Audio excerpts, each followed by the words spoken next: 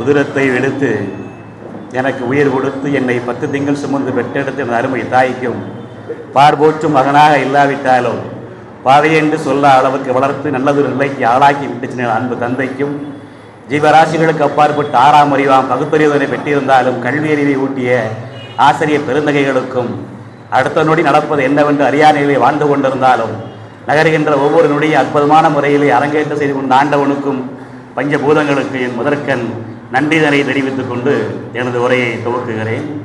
உலகோடு உறைந்து கருவோடு கலந்து உயிரோடு வந்த தமிழே, நிறைவாக வைத்து உயிராக வந்து முதலாக வந்த ஒளியே, தலையாய சுகம் அறியாத பொருள் குருவாய் வந்த வடிவே, உலகாலும் அம்மை உமையாளி திரு மகனாக வந்த அழகே, படையாரி வீட்டில் குடியேறு ஜகமால் பேர் ஒளியே, புவியா உந்தன் துணையின்றி வேறு புகழேது திரு முருகே முருகா.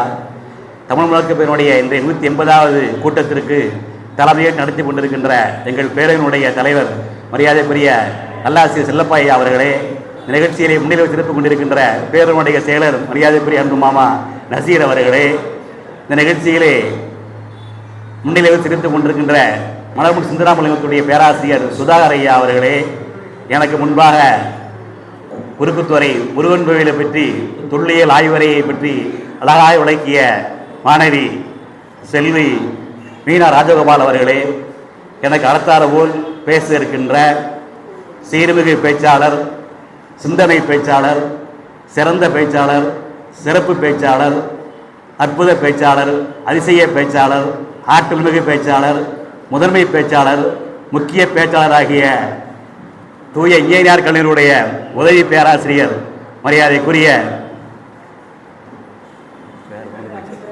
இந்திரா மேரி ராசாமணி அம்மையார் அவர்களே, இந்த நிகழ்ச்சியிலே பல்வேறு பணிகளுக்கிலேயே இங்கு வருகை தந்திருக்கின்ற ஆசிரியர் பெருமக்களே, கலைஞர் பெருமக்களே, பட்டிமன்ற பேச்சாளர்களே, பட்டிமன்ற நடுவர்களே, பெரியோர்களே, தாய்மார்களே, ஆண்டோர்களே, சான்றோர்களே, அனைவருக்கும் எனது முதற்கண் அன்பு கலந்த வணக்கத்தை தெரிவித்துக் கொண்டு என் உரையை துவக்குகிறேன். இந்த கூட்டத்திலே எனக்கு பேசுவதற்கு வாய்ப்பளித்த தலைவர் அவர்களுக்கும் செயலர்களுக்கும் நெஞ்சார்ந்த நன்றியை தெரிவித்துக் கொண்டு உங்களுக்கும் நன்றியை தெரிவித்துக் கொண்டு என் உரையை துவக்குகிறேன். ஆணைமுகத்தான் அருகில் இருக்க, முத்தமிழின் சிறப்பு இருக்க, முகுந்தனவன் முகம் கணிக்க, முக்கண்ணனும் துணை இருக்க, முருகனவன் அருள் இருக்க, கலைமகளும் உடன் இருக்க, கட்டதமிழ் அத்தனையும் கண்முன்னே வந்து நிற்க, சொற்பளவு வந்து சுவை மிகுந்து தந்து தித்திக்கும் திகுந்தமளால் சிறப்புட்ட செந்தமளால் செவ்வனே சிப்புவதற்கு அன்னை தமிழை வணங்கி ஆற்றுகின்றேன் என் உரையை. இத்தனை சாமியும் சொல்லியிருக்கிறேன், இத்தனை பொட்டு வச்சிருக்கிறேன். இதிலிருந்து உங்கள் எல்லாத்துக்கும் தெரியும் நான் பரம ஆஸ்திகன் என்று. ஆனால் இன்று பேச வந்திருப்பது பரம நாத்திகனை பற்றி. ஆத்திகன்னா என்ன, நாத்திகனா என்னன்னா ஒரே வரியில் ஒட்டை சொல்லிலே ஒரு நிமிடத்திலே சொல்லிவிடலாம். அது என்ன என்பதை நிகழ்ச்சியின் இறுதியிலே உங்களுக்கு சொல்கிறேன்.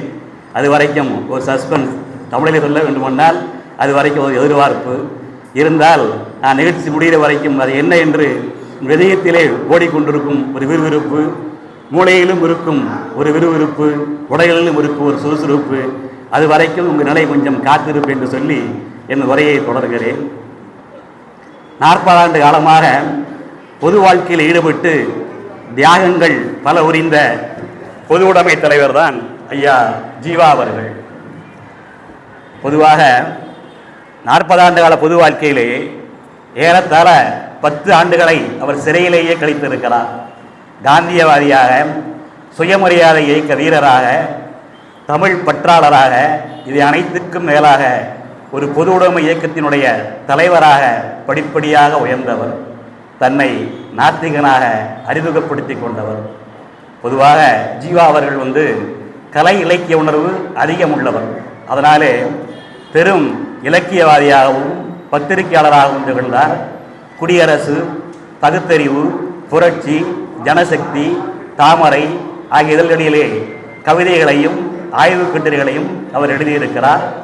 மகாகவியினுடைய பாரதியினுடைய வழியை பின்பற்றி பாமரர்களையும் எழுச்சி பெற செய்யக்கூடிய வகையிலே புரட்சிகரமான பல பாடல்களை அவரே எழுதி தயாரித்து மேடைகளிலே பாடவும் செய்தார். அது மாத்திரமல்ல, பொது உடைமை கட்சி கூட்டங்களிலே முதல் முறையாக தமிழில் உள்ள இலக்கியங்களுடைய பெருமைகளை பேசி தமிழ் கலாச்சாரத்தோடு கட்சியை வளர்த்தவர் ஐயா ஜீவானந்தம் அவர்கள். இளவெயிலேயே காந்தியினுடைய கொள்கை இவரை வெகுவாக கவர்கிறது.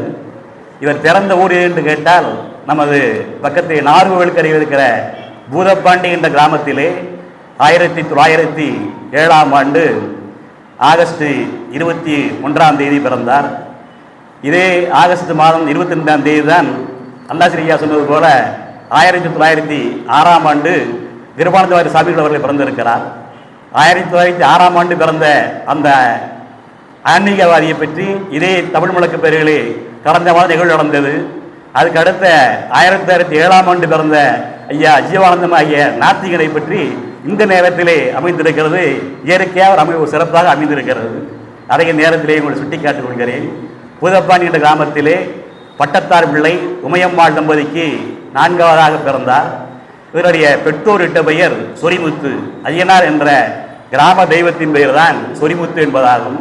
ஆனால் இவருடைய புனைப்பெயராக ஜீவானந்தம் என்று மாட்டிக்கொண்டார்.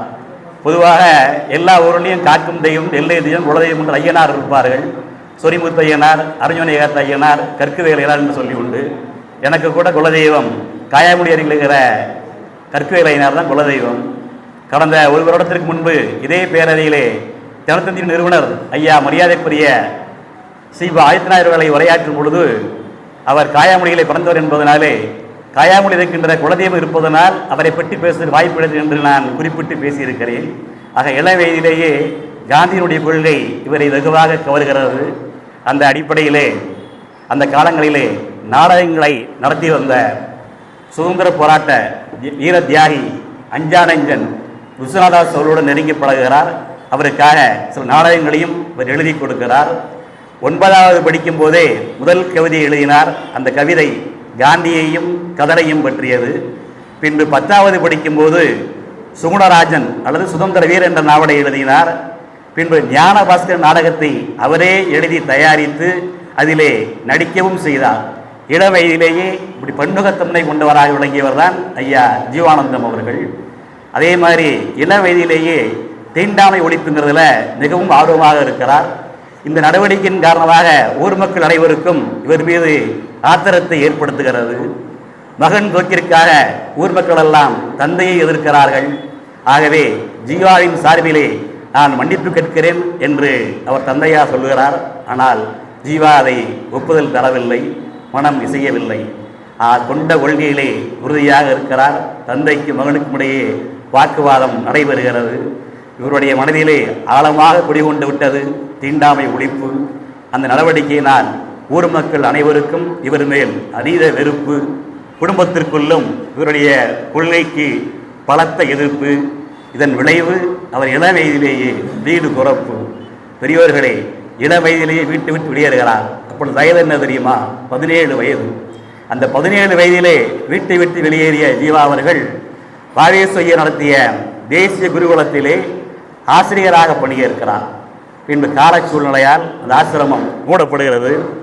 அதன் பின்பு காரைக்குடிக்கு அருகிலே சிராவயல் என்ற கிராமத்திலே காந்தி ஆசிரமத்தை இவர் தொடங்குகிறார்.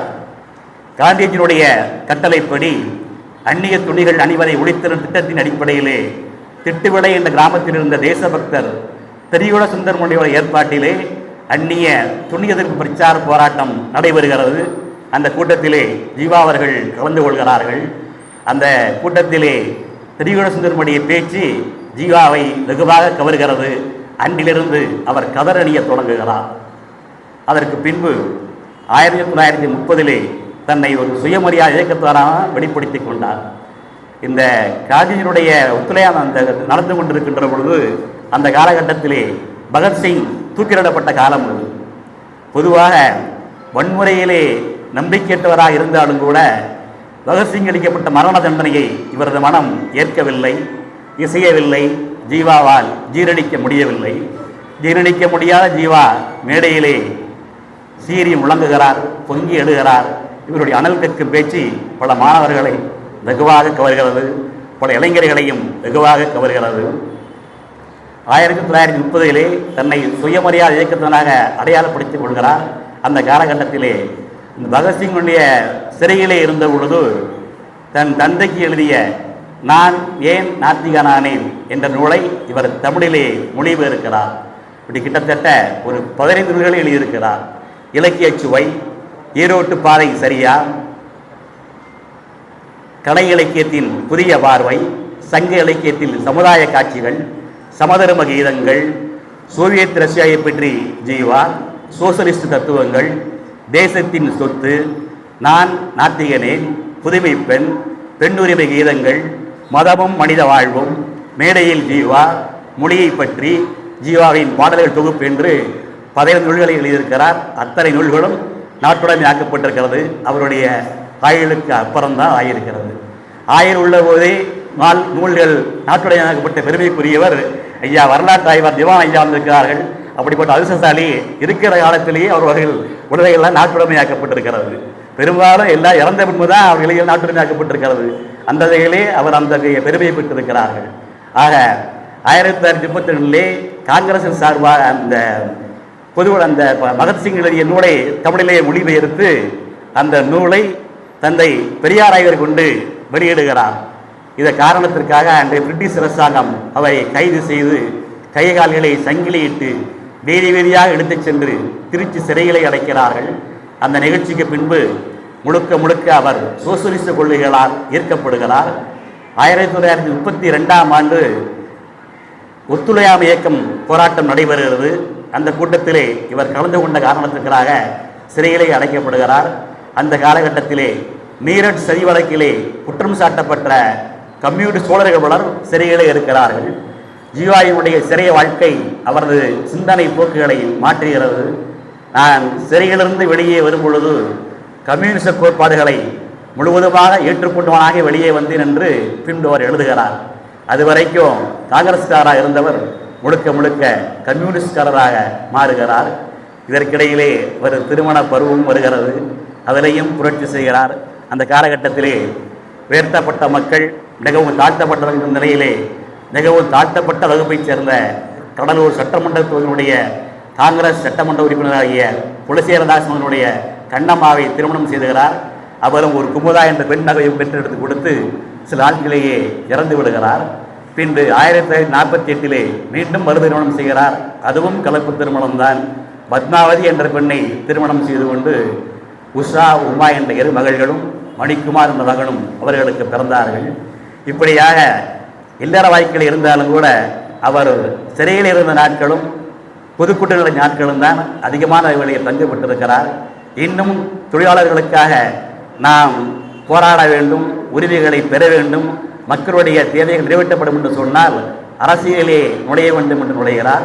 இதற்கிடையிலே இவர் பொது உடைமையாக செயல்படுவதற்கு அமைந்த கால சூழல் எது என்று சொன்னால் 1935 39 காலகட்டங்களாகும். அந்த காலத்தில் தான் ஜனசக்தி என்ற பத்திரிகை உருவாக்கப்படுகிறது. 1937ஆம் ஆண்டு தொழிலாளர் பாதுகாப்பு கழகம் பெயரிலே ஒரு அமைப்பை உருவாக்கினார்கள். அந்த அமைப்பின் மூலமாக தான் பின்பு பல்வேறு தொழிற்சங்கங்கள்லாம் உருவாகின. தொழிலாளர்கள் தங்கள் உரிமைகளை அந்த அமைப்பின் மூலமாக போராடினார்கள். 2ஆம் உலகப் போர் உருவாகக்கூடிய ஒரு அழுத்தம் மிகுந்த அந்த சூழலிலே கம்யூனிஸ்ட் கட்சியினுடைய இயக்கங்களுடைய முன்னெடுப்பால் முன்னெடுக்கப்பட்ட தொழிலாளர்கள் விவசாய இயக்கங்களுடைய எழுச்சி அன்றைய பிரிட்டிஷ் அரசு இயந்திரத்தை தூக்கி எறிவதற்கான அடிப்படைகளை உருவாக்கிட்டு என்று சொன்னால் அதுதான் நிதர்சனமான உண்மை. பெரியோர்களே, இதனை அடிமட்டத்திலே சாத்தியப்படுத்தவர்களாக கம்யூனிஸ்டுகள் இருந்தார்கள். திருமண வாழ்க்கை முடிந்ததற்கு பிறகு புது வாழ்க்கை வேண்டும் என்று சொல்லி அரசியலிலே இவர் ஆயத்தமாக கொண்டு நினைக்கிறார். 1952ஆம் ஆண்டு சென்னை வண்ணாரப்பேட்டை தொகுதியிலே இவர் சட்டமன்ற உறுப்பினராக நின்றார். வெற்றி வேட்பாளராக வென்றார். சட்டசபைக்குள் சென்றார். அந்த வருடத்திலே ஜூலை மாதம் மதுவிலக்கு சம்பந்தமாக சபையிலே விவாதம் நடைபெறுகிறது. அப்பொழுது மது அருந்தக்கூடாது என்று காந்திஜி சொன்னார்கள் என்கிறார்கள் காங்கிரஸ்காரர்கள். உடனே ஜீவா அவர்கள் வேகமாக எழுந்து 2000 ஆண்டுகளுக்கு முன்பே திருவள்ளுவர் கூறியிருக்கிறார், நஞ்சுண்பார்கள் உண்டவர் என்ற குரலை மேற்கோள் காட்டி பேசுகிறார். அதோடு நிறுத்திவிடவில்லை. இத்தனை ஆண்டு காலமாக வற்புறுத்தப்பட்ட மதுவிலக்கு ஒரு சட்டத்தால் மட்டும் முடியுமா என்று கேள்வியை எழுப்புகிறார்.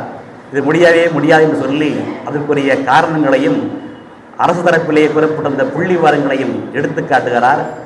ஆகவே மதுவிலக்கு எண்ணிக்கையை மீறுவோரின் சட்டத்தை மீறுவோர் எண்ணிக்கை வருடந்தோறும் கூடிக்கொண்டே இருக்கிறது என்பதையும் சுட்டிக்காட்டி பேசுகிறார். அதற்கு அடுத்தபடியாக அப்பொழுது முதலறிஞர் ராஜாஜி அவர்கள் தான் முதலமைச்சராக இருக்கிறார்கள். நாட்டிலே பஞ்சம் தலைவிரித்து ஆடுகிறது. பிச்சைக்காரர்கள் எல்லாம் பெருகி போனார்கள். இதற்காக காரசாரமான விவாதம் சட்டசபையிலே நடைபெறுகிறது.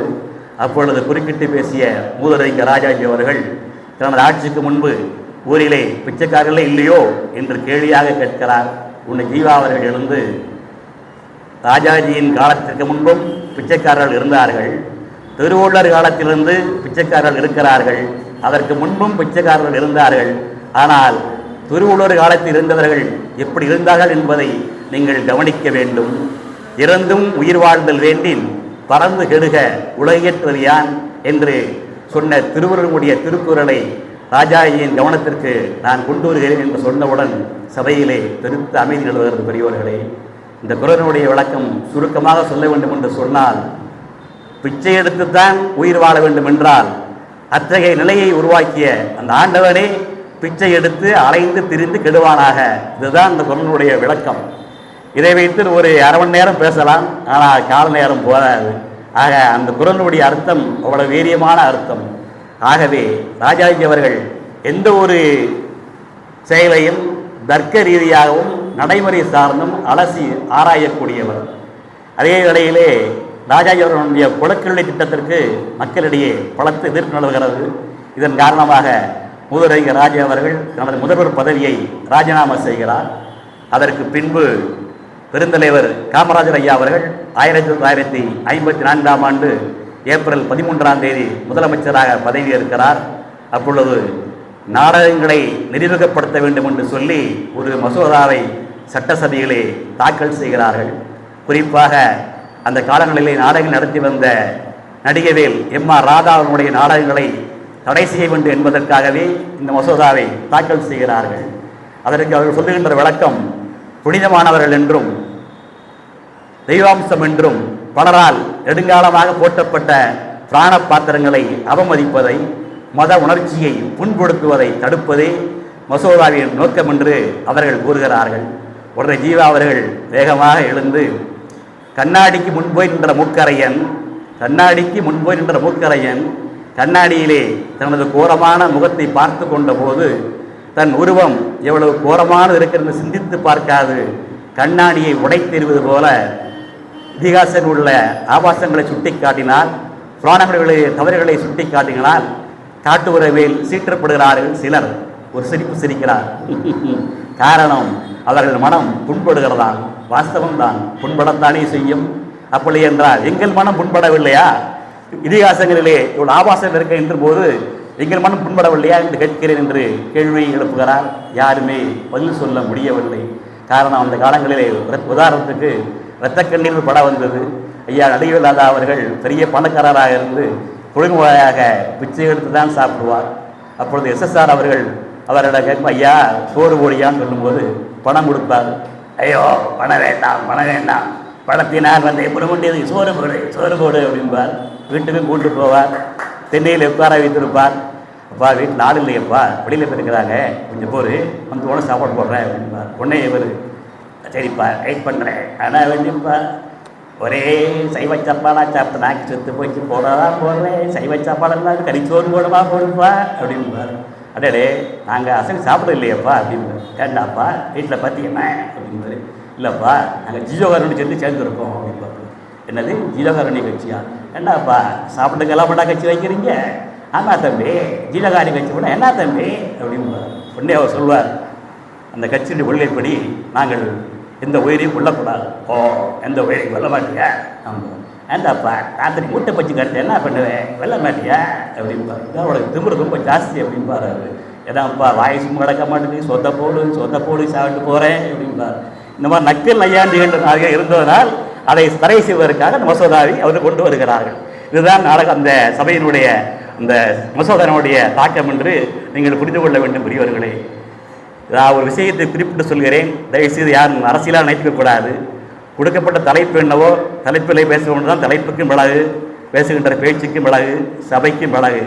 இருந்தாலும் சில சூழ்நிலைகளை சில ஒப்பிட்டு பேச வேண்டியிருக்கிறது. அந்த வகையிலே ஏற்கனவே சொன்னேன் அல்லவா, ஆத்திகன் நாத்திகன் என்ன என்று அதை உங்களுக்கு நேரத்திலே சொல்லிக்காட்ட கடமைப்பட்டிருக்கிறேன்.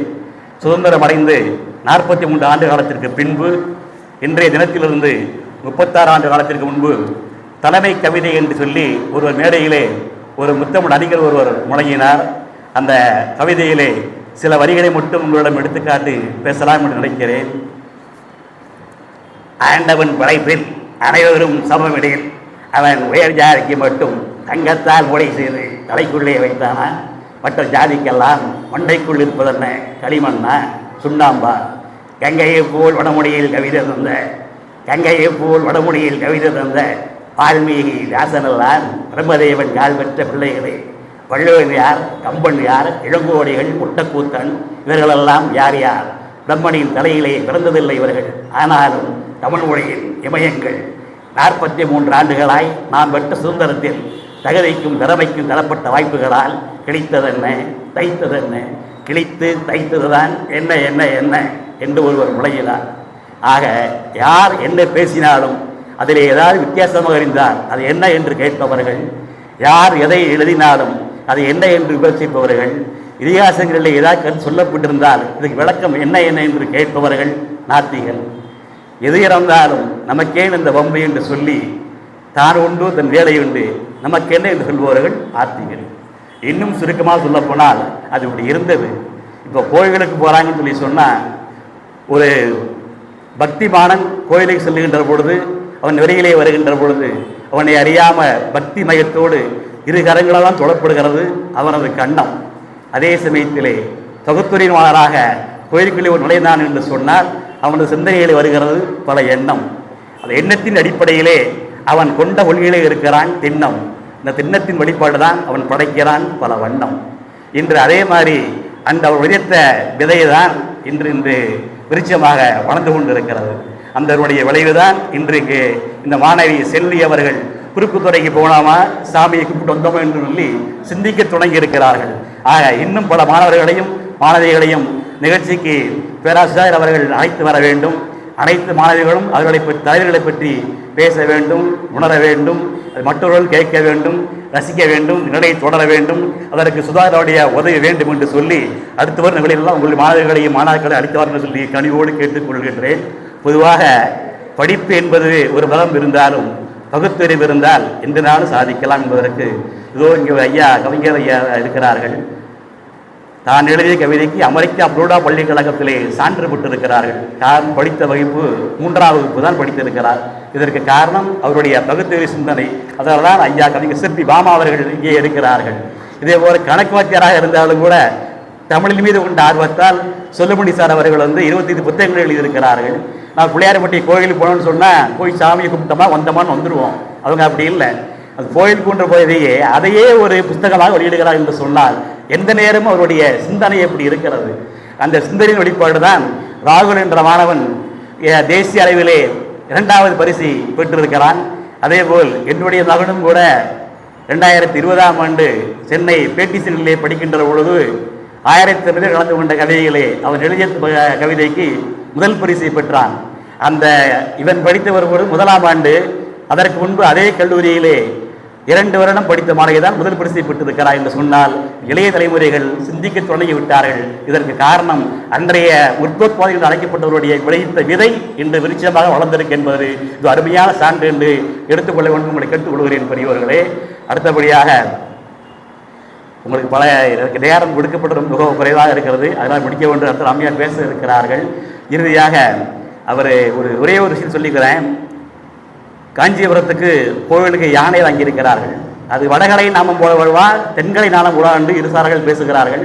பேச்சு என்பது சர்ச்சையாகிறது, சர்ச்சை வாதம் வாக்காகிறது, பின்பு அது வழக்காகிறது, வாய்தா வாய்தா என்று போய்கொண்டிருக்கிறது. அப்பொழுது வாலிப கவிஞர் 5 தலைமுறையாக பாட்டு எழுதிய வாலிபவர் கவிதை எழுதுகிறார்.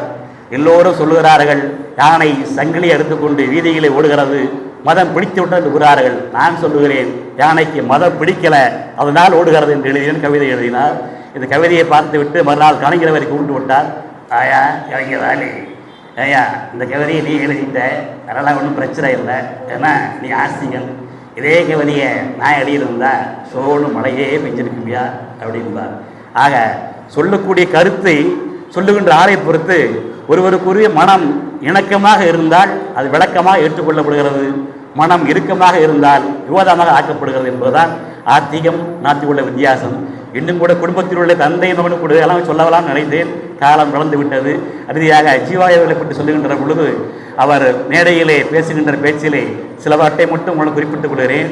ஒரு தடவை மேடையிலே பேசுகின்ற பொழுது அவர் பேசுகிறார், எனக்கு உங்களுடைய அன்பு தேவையில்லை. காரணம், அடக்கி ஒடுக்கப்பட்ட வர்க்கத்தாருடைய துன்பங்களையும் துயரங்களையும் நிலைநிறுத்துவதற்காக அல்ல, ஆளும் வர்க்கத்தாருடைய மிச்ச மீதம் கூட இல்லாத ஒரு புதிய சமுதாய அமைப்பை படைப்பதற்காகவே நான் பணிபுரிகிறேன்.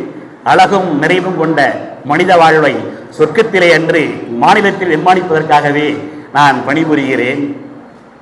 எல்லா விதமான அடக்கல் ஒடுக்கல் அடிமைத்தனங்களையும் சுரண்டல் சூறையாட்டங்களையும் முழுமையாக இந்த பூமண்டலத்திலிருந்து துடைத்து எறிந்துவிட்டு மனிதனுடைய உண்மையான இன்பத்திற்கும் வளர்ச்சிக்கும் இன்றியமையாத பௌதீக சாதனங்களையும் சூழ்நிலைகளையும் படைப்பதற்காகவே நான் போராடுகிறேன் அப்படி என்று சொல்லி மனிதத்தன்னுடைய மாண்புகளை காலடிகளை தள்ளி மிதித்து துவைத்து எல்லா பிற்போக்கு தீமைக்கும் எதிரடையான அறப்போரிலே எனது பொருள் முதல் வாதமும் எனது நாத்திக வாதமும் தான் எனக்கு மிகப்பெரிய சக்தியையும் உணர்ச்சியையும் ஊட்டுகின்றன என்று சொல்லுகின்ற பொழுது இளைஞர்கள்லாம் பேச்சிலே வயப்படுகிறார்கள். அந்த அளவுக்கு புரட்சிகரமான பேச்சை அவர்கள் பேசியிருக்கிறார்கள். அதனாக இறுதியாக இவ்வளவு செய்து அவருக்காகத்தான் அந்த கன்னியாகுமரியிலே மணிமண்டம் ஒன்று அமைக்கப்பட்டு மாறுவளவு சிலை ஒன்று வைக்கப்பட்டிருக்கிறது. அவருடைய பெயரிலே புதுச்சேரியிலே ஜீவானந்தம் மேல்நிலைப்பள்ளி என்று அங்கேயும் பெயரிடப்பட்டு வந்திருக்கிறது. சென்னையிலே மேற்கு தாம்பரத்திலே அவருக்கு ரயில் நிலையத்துக்கு எதிராக போல் முழு உருவ சிலை அமைக்கப்பட்டு திராவிட கழகத்துடைய வீரமணி அவர்களால் 1995ஆம் ஆண்டு 8ஆம் தேதி திறந்து வைக்கப்பட்டிருக்கிறது. இவருடைய சொந்த வாழ்க்கையை எடுத்துக்கொண்டோமானால் நேரத்தின் நாணயங்கள் இருந்தால் முடிந்து நிறைவேற்பதற்கு வருகிறேன். பிறந்த ஊர் பூதப்பாண்டி, வாழ்க்கையில் வாழ்ந்த கோலமோ பரம ஆண்டி, வாழ்க்கையில் ஆகிவிட்டார் போண்டி, செய்த தியாகங்களினால் வாழ்க்கை ஆகியது சரித்திரம், இந்த வாழ்ந்த வாழ்க்கையிலே அவருக்கு கிடைத்தது தரித்திரம். இப்படி ஒரு மனிதர் வாழ்ந்தாரா என்று எண்ணி பார்க்கின்ற பொழுது இது நமக்கு விசித்திரம். பெருந்தலைவர் காமராஜ் அவர்கள் நிகழ்ச்சிக்கு இவர் அழைக்கிறார், உடனே வா என்று கிளம்புகிறார். சொல்லுகிறார், பேட்டிக்கு போங்கள் நான் வருகிறேன் என்று சொல்லுகிறார். உடனே வாழ்னேன் என்கிறார், இல்லை போங்கள். உடனே கிளம்புனேன், அப்படி இல்லை நீ போங்கள் என்று சொல்லுகின்ற பொழுது வேறு வழி இல்லாமல் வேட்டியை துவைத்து காய போட்டிருக்கிறேன், அதை எடுத்த பின் காய்ந்த பின் வருகிறேன் என்று சொல்கிறார். இப்படித்தான் அந்த மனிதர் வாழ்ந்தார். ஆகவே அப்படிப்பட்ட மனிதர் வாழ்ந்ததற்கு அவரை பற்றி பேசும் நேரத்தில் பெருமையாக நான் கேட்டுக்கொள்கிறேன் என்று சொல்லி இந்த மனிதரை வாழ்ந்ததற்கு இறந்தாலும் இன்றும் இரவா புகழோடு வாழுகிறார், வாழ்ந்து கொண்டிருக்கிறார், இனிமேல் வாழ்வார் என்று சொல்லி அனைவரும் வந்து பேச்சு நிறைவேறுகின்றேன். உங்களுடன் விடைபெறுவது தமிழ் வழக்கு பேச்சினுடைய ஏ.கே. ரவிச்சந்திரன் கிடையாது, உங்களுடைய நண்பன் ஏ.கே.ஆர். சொல்லி விடைபெறுகிறேன். நன்றி, வணக்கம்.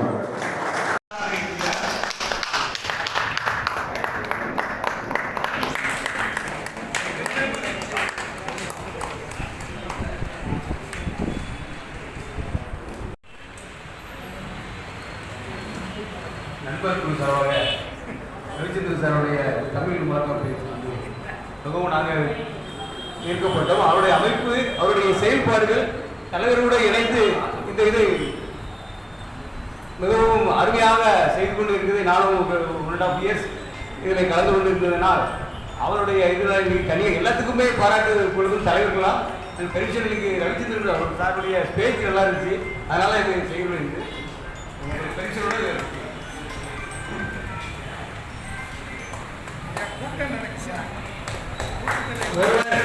ஒரு ரவிச்சந்திரன் அவர்கள் போல ஜீவானந்தத்தை பற்றி சொன்னார்கள். இப்பொழுது